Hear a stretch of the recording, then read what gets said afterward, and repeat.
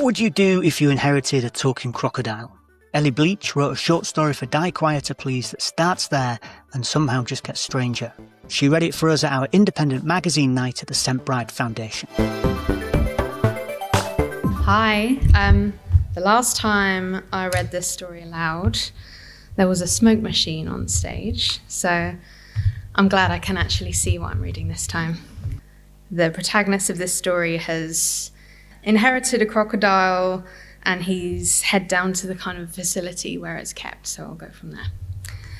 I'm not sure why I expected the place to smell like swimming pools. Perhaps I was subconsciously gunning for a hit of nostalgia, an olfactory hand on the back as I crossed the threshold. Instead, base notes of dead skin, top notes of pond scum. Below us, a huge artificial lagoon, at least the size of an Olympic swimming pool, filled with murky salt water and bordered by dusty banks of mud. The walls were painted like a pediatric ward, seemingly by an artist whose only visual reference was the Jungle Book, and a battered speaker in the corner hissed static, trying to convince the air it was jungle. We stood on a scaffolded mezzanine filled with buckets and ropes. Must be the feeding platform, I thought. The woman spoke again with a growing sturdiness to her voice. I'm the interim facility manager until you're ready to take on full managerial duties. I usually assist Mr. Michaels in the day-to-day of things, feeding, monitoring, waste management, that sort of thing. I nodded with squinting eyes, mustering the impression of a listener. Mr. Michaels inherited this place too, you know, she continued. Uncle founded the place in the 60s, made billions in property, got really into LSD, wanted to see how big he could get it to grow. The crocodile, I mean. Anyone who didn't speak English would assume she was reciting a grocery list. Infinite money, infinite resources, infinite time. In theory, crocodiles will just keep growing. And with that, I felt it. The ominous rumble of the tank filtration system, like my own little Jaws theme. The crocodile was waiting meters below for her new parental figure. The hum was already part of her, as ever-present as the murky water clouding her body, the hanging grey air. She was camouflaged, but she couldn't hide.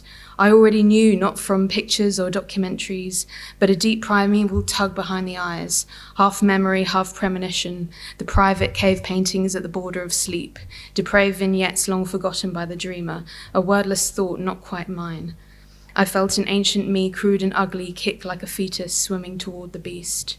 A hot jab of rage shunted memories of my predecessor into view, the way he flung his pint glass to and fro mid-rant, beer sloshing over laps, his blue faded tattoos each paired with an apocryphal backstory, hours, days, weeks spent watching his stubbled jaw flap open and shut, black fillings flashing, tepid spittle flying, without learning anything about each other.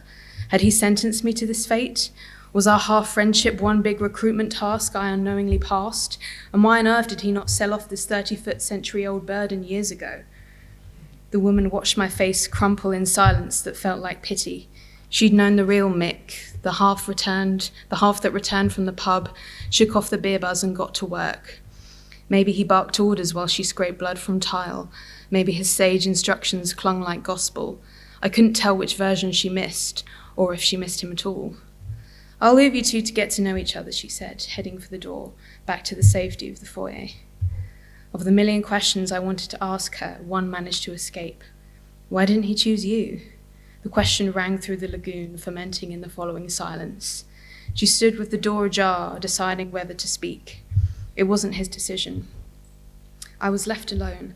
I peered into the murky pool below me, searching for the crocodile. No face, no teeth, just a leathery conveyor belt sliding in and out of water ad infinitum. I found myself half expecting something, a twitch or an anthropomorphic wink of acknowledgement, a be not afraid from ancient to mortal, but the croc just hovered, prehistoric and indifferent.